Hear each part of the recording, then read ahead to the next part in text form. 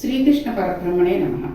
నిన్నటి పారాయణంలో మనం పాల సముద్రంలో చిలికి అమృతాన్ని తీసుకురావడానికని మందర పర్వతాన్ని మోపుగా పెట్టుకుని వాసుకుని తాడుగా పెట్టి తలల వైపు రాక్షసులు తోక వైపు దేవతలు చిలకడం ప్రారంభించేసరికి అది అదుపు తప్పిందని శ్రీ మహావిష్ణువు కూర్మావతారంలో తను ఉండే దానిపైన ఆయన పైన మందర పర్వతాన్ని పెట్టుకుని చిలకడానికి చేయమన్నారు. మళ్ళీ ఇలాగ మళ్ళీ చిలకడం మొదలెట్టేసరికి భూమి అదిరిపోతుందిట.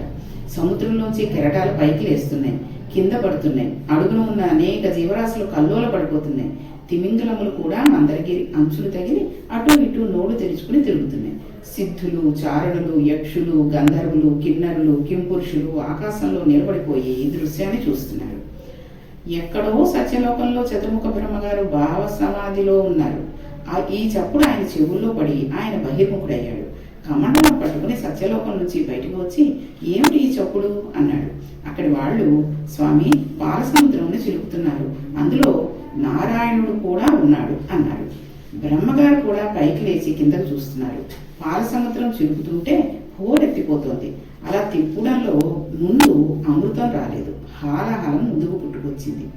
అది ఒక్కసారి పాల సముద్రం మీద నుండి పైకి లేచింది. ప్రళయకాలంలో ఉండే అగ్నిహోత్రం ఎలా ఉంటుందో అలా ఉందిట. అది వెంట తరుగుతుంటే దేవతలు, రాక్షసులు అందరూ వాసుకుని వదిలిపెట్టి పరుగు మొదలుపెట్టారు. సత్యలోకంలో ఉన్న చతుర్ముఖ బ్రహ్మగారు కూడా పరిగెత్తారు. శ్రీమన్నారాయణుడు కూడా వాళ్లతోటే ఉన్నాడు. ఇప్పుడు ఎక్కడికి పరిగెత్తాలి? రక్షించేవాడెవడు? పర్వతములు కాలిపోతున్నాయి, గుహలు కాలిపోతున్నాయి, మనుషులు కాలిపోతున్నారు, సిద్ధులు విమానములు కింద పడిపోతున్నాయి. అన్ని లోకములలో అగ్నిహోత్రం ప్రబలిపోతుంది. అరణ్యాలు దహించుకుపోతున్నాయి, ప్రాణులు మాడిపోతున్నారు.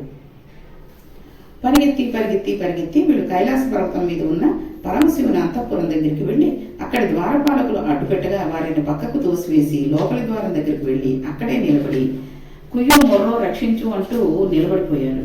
స్వామి పరమశివుడు పార్వతీ సహితుడే లోపల ఉన్నాడు. వీరి అరుపులు విని ఏదో ఆపద సంభవించి ఉండవచ్చునని గబగబా స్వామి బయటకు వచ్చారు. బయట నిలబడిన వారికి ఇంకా లౌకిక బుద్ధి పోలేదు. వారి స్వామి శంకరుడితో అన్నారు,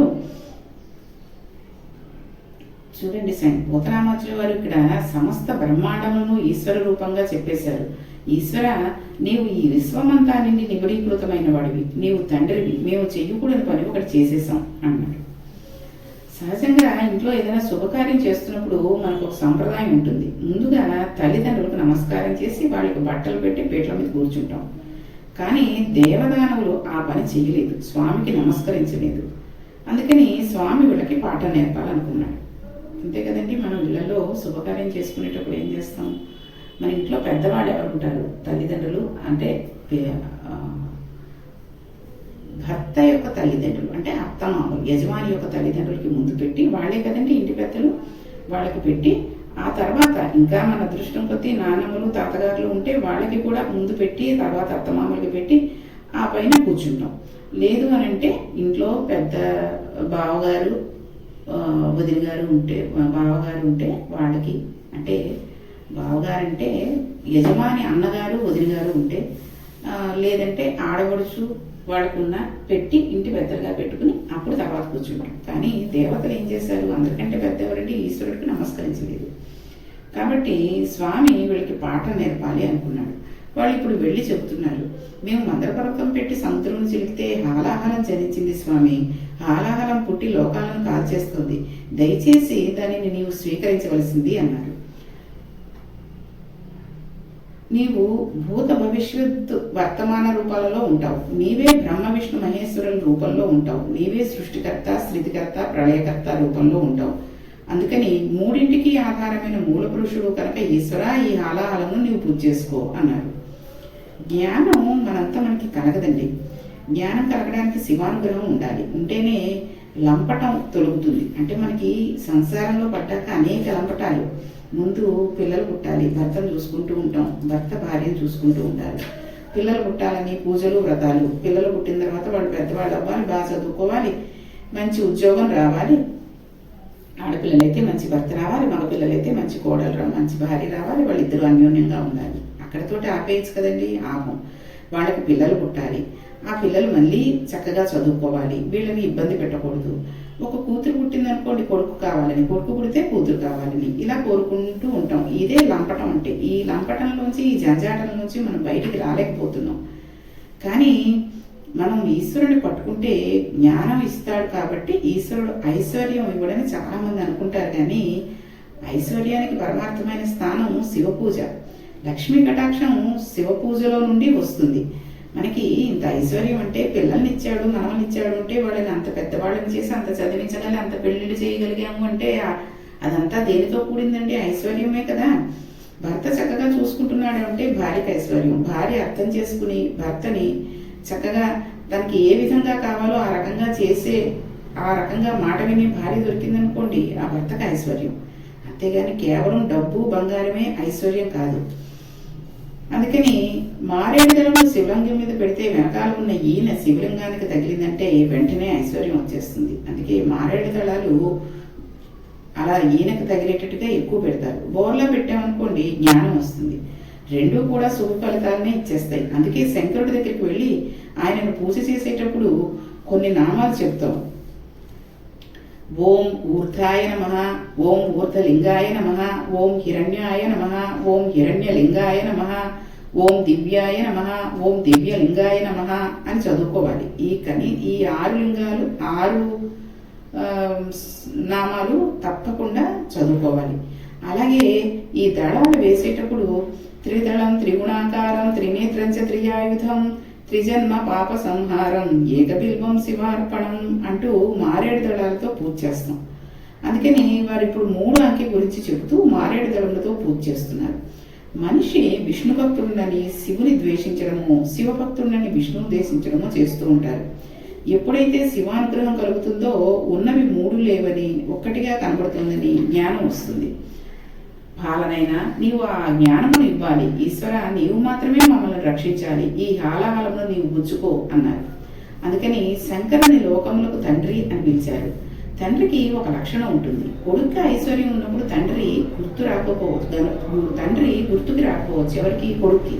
కానీ కొడుకు సుఖపడితే తండ్రి తాను సుఖపడకపోయినా ఆనందిస్తాడు. కొడుకు సంతోషంగా ఉండాలని కోరుకుంటాడు. ఈ లక్షణములు తండ్రి అయిన శంకరుని ఎందుకు చూపిస్తున్నారు పోతన గారు? అంతే కదండి.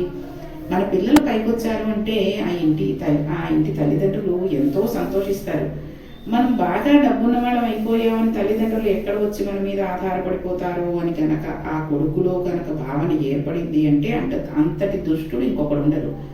అలా అని చెప్పి ఏదో అదేమిటి బోనస్లోనో లేకపోతే ఇంక్రిమెంట్ వల్ల తనకి ఇంత జీతం పెరిగింది అని చెప్పడానికి కూడా సంశయించి బోనస్ వల్ల వచ్చిన డబ్బులు తీసుకొచ్చి ఇంట్లో జేబులో పెట్టేసుకుని నాకు ఈసారి ఏం రాలేదు నాన్న అని తండ్రికి ఎక్కడ ఇవ్వాల్సి వస్తుందో అని చెప్పేటటువంటి కొడుకులు కానీ, భర్తకి ఇంత బాగుంది, నేను చాలా అదృష్టవంతురాలని నాన్న, నువ్వు పెళ్లి చేశావు, ఎంతో అన్యోన్యంగా ఉన్నాము, నన్ను చక్కగా చూసుకుంటున్నాడు, ప్రేమగా చూసుకుంటున్నాడు, ఆత్మమ్మలు ఆదరిస్తున్నాడు అని చెబితే తండ్రి తాను సుఖంగా ఉన్నాననుకుని ఆ తర్వాత వచ్చే ఆస్తిలో భాగం ఇవ్వడేమో అనుకుని ఈయన చాలా కష్టాలు పెడుతున్నారు, ఇంత డబ్బు తీసుకుని రమ్మన్నారు, మీరు ఈ డబ్బులు ఇస్తేనే నన్ను కాపురానికి తీసుకువెడతారా అనేటటువంటి ఉన్నటువంటి కూతుళ్ళు కూడా దుష్టులే.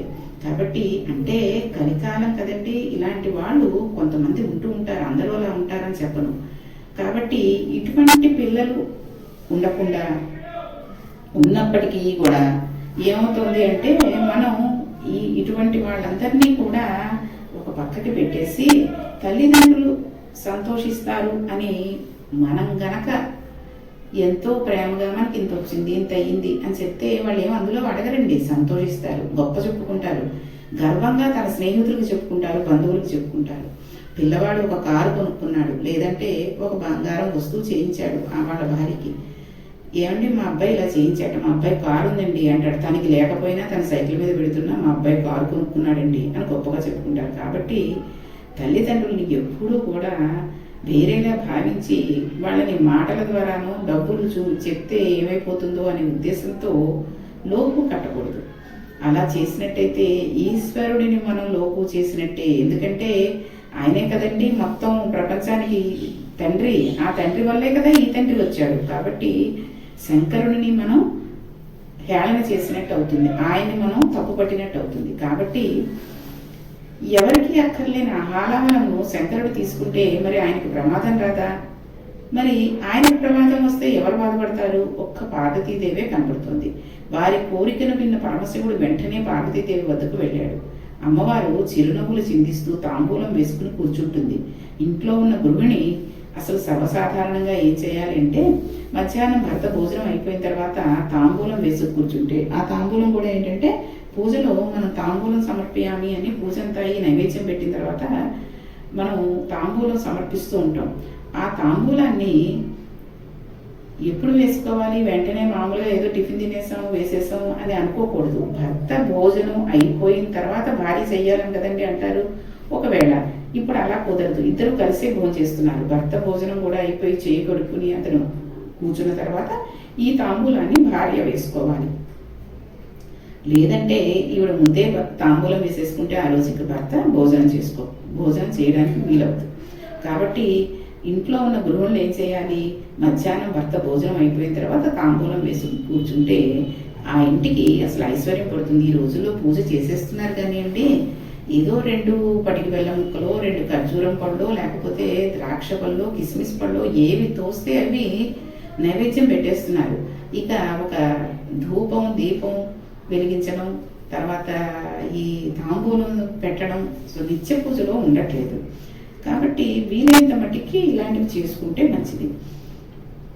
ఇటువంటిది చేసినందువల్ల ఆ ఇంటికి ఐశ్వర్యం పడుతుంది, సంతానాభివృద్ధి. అలా తాంబూలం వేసుకోవడం మహాపతివ్రత లక్షణం. అందుకే అమ్మవారికి తాంబూలం పెట్టి మధ్యాహ్నం భోజనం అయిన తర్వాత స్త్రీలు ఆ తాంబూలం తీసుకుని తాంబూలాచరణంతో ఉండేవారు.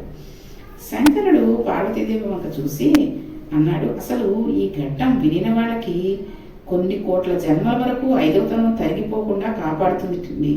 ఈ ఘట్టంలో అమ్మవారి మంగళసూత్రం గురించి వస్తుంది. చూసావా పార్వతి, నీళ్లలోంచి వేడి పుట్టింది. పాపం పిల్లలందరూ ఏడుస్తున్నారు. ప్రభు అన్నవాడు బిడ్డలకు కష్టం వస్తే ఆదుకోవాలి. పిల్లలకు ఆపద వచ్చినప్పుడు రక్షించకపోతే తండ్రిని నేను ఉండి ప్రయోజనం ఏమిటి? అందుకని వాళ్ళని రక్షించాలనుకుంటున్నాను అన్నాడు శివుడు. చూడండి ఎంత గొప్పగా చెప్పాడు. తండ్రి అన్నవాడు అంత ఆలాహం మిగితే నాకేమైపోతుందో బాబాయ్, నా భార్య నా పిల్లలు ఏమైపోతారో అని ఆలోచించలేదు. అందరూ క్షేమంగా ఉండాలి కాబట్టి నేను ఇది తీసేసుకుంటాను అని చెప్పి పార్వతీదేవితో చెప్పాడు. ఆవిడ ఈ సమస్త బ్రహ్మాండానికి తల్లి. మాతృత్వం ఒకసారి భర్తృత్వం కూడా తోసేస్తుంది. తల్లి పిల్లవాడి ఆర్తితో కూడిన ఏడుపు విందంటే వెంటనే గబగబా వెళ్ళిపోతుంది. అందుకే మనకి ఒక నానుడు ఉంటుంది, పెళ్ళైన కొత్తలో ఉన్న ప్రేమ పిల్లలు పుట్టాక లేదండి మా ఆవిడికి అంటూ ఉంటారు. చూడండి అసలు ఆడపిల్లటండి ముందు ఇంట్లో ఏదైనా చేస్తే తండ్రి దగ్గరికి తీసుకువెళ్ళి ఇస్తుందిట. తండ్రి అంటే ఆడపిల్లకి అమితమైన ప్రేమ ఉంటుంది. అందుకే ఆడపిల్ల ఉన్న ఇంట్లో ఆ ఇంటి యజమానికి ఎంత గర్వమో, నాకు అమ్మాయి పుట్టిందండి అని. తల్లి మీద ఉండదా అంటే ఉంటుంది, కానీ తండ్రి వెంపే ఎక్కువ మొగ్గు చూపుతుంది. తండ్రికి తీసుకువెళ్ళి ఇస్తుందిట. ఒక కాఫీయే ఉందనుకోండి, ముందు తండ్రికి ఇస్తుంది, తీసుకుంటాడు, పెళ్లి చేస్తాడు. పెళ్లి చేసిన తర్వాత నా పిల్లే కదా రోజు అల్లుడు ఇంటికి వచ్చినప్పుడు నాకు ఇస్తుందిలే అనుకుని తండ్రి చూస్తూ ఉంటాడు. కానీ పెళ్ళయిన తర్వాత తీసుకెళ్ళి భర్తకి ఇస్తుంది, ఆ తర్వాతే తండ్రికి ఇస్తుంది. లేదు మామగారు వచ్చారనుకోండి, మామగారికి భర్తకి తర్వాత తండ్రికి. ఇక పిల్లలు పుట్టారే అనుకోండి, పిల్లలు పుట్టిన తర్వాత ఆ స్త్రీ యొక్క ప్రేమ పిల్లల మీదకి మారిపోతుంది. పిల్లలకి ముందు పాలు పట్టడం, వాళ్ళకి స్నానం చేయించడం ఇవన్నీ అయితే కానీ భర్త లేచిన కాఫీ కూడా ఇవ్వడానికి ఆవిడకి తీరిక ఉండదు, పిల్లలే లోకం అయిపోతుంది. అందుకే పెళ్ళైన కొత్తల్లో ఉన్న ప్రేమ పిల్లలు పుట్టాక లేదండి అని మగవాళ్ళు కొంతమంది అంటూ ఉంటారు. ప్రేమ కొంత పిల్లల మీదకి వెళ్ళిపోతూ ఉంటుంది కదండి. అసలు అది తల్లితనానికి ఉన్న గొప్పతనం. అందుకని మాతృత్వంలో ఆమెలోంచి ఉద్భవం చేస్తున్నారు శంకరుడు. అందుకే పిల్లలు కష్టపడుతూ ఉంటే రక్షించకపోతే తండ్రి ఎందుకు ఉండి కూడా అన్నట్టుగా చెప్పారనమాట. శంకరుడు పార్వతీదేవిని చూసి చెప్తున్నాడు, మీ అన్నయ్య స్థితికారుడు, లోకాలన్నింటినీ నిలబెట్టాలి. ఇప్పుడు లోకంకి ఇబ్బంది వచ్చింది, మీ అన్నయ్య వచ్చాడు, బావమరిది ఐతక కోరుతాడు. బావమరిది పెద్ద అతిథి, మరి నేను ఆయనను సంతోష పెట్టాలి కదా, అందుకని నేను హాలాహలను తాగేస్తానన్నాడు. బావమరిది ఎందుకు బతుకు కోరుతాడు అంటే, అక్కనో చెల్లెలనో ఇస్తామండి బావగారికి, బావమరిది బావగారి బతక కోరుతారు అని అంటారు. అందుకని అక్కనో చెల్లెల్లో ఇస్తాం. అతనిని బాగా చూసుకుంటే కదా చెల్లెల్లో అక్కనో బాగా చూసుకుంటాడు. ఆవిడ ఐదవతనం బాగుంటుంది. అందుకని అతని ఆరోగ్యం బాగుందా, ఎలా ఉన్నాడు, ఏమిటి అని కనుక్కుంటూ ఉంటారు. అందుకే ఇంట్లో ఏదైనా శుభకార్యం జరిగినప్పుడు కూడా ఇంటి మామగారు కనుక రాలేకపోతే, అత్తగారు మామగారు, యజమాని అత్తగారు మామగారు రాలేకపోతే బావమరిది వచ్చి, బావమరిది ఆ మరదలో ఆ చెల్లెలు వరుస అవుతుంది కదండి, వాళ్ళు వచ్చి బట్టలు పెడతారు. అలాగే ఏదైనా అశుభం జరిగినప్పుడు కూడా 11వ రోజు శుద్ధి అయిపోయిన తర్వాత బావమరిది వచ్చి బట్టలు పెడతాడు. చల్లగా ఉండాలి అని ఒక వస్త్రాన్ని పెడుతూ ఉంటాడు. అందుకని ఆయన సంతోష పెట్టాలి కాబట్టి నేను హాలాహలం తాగేస్తాను అన్నాడు. ఈ రకంగా అనేసరికి పార్వతీదేవి ఏమంది, ఆయన హాలాహలం తినడానికి ఆవిడ ఒప్పుకుందా లేదా అనే విషయాన్ని రేపటి పారాయణంలో తెలుసుకుందాం. శ్రీకృష్ణ పరబ్రహ్మణే నమః.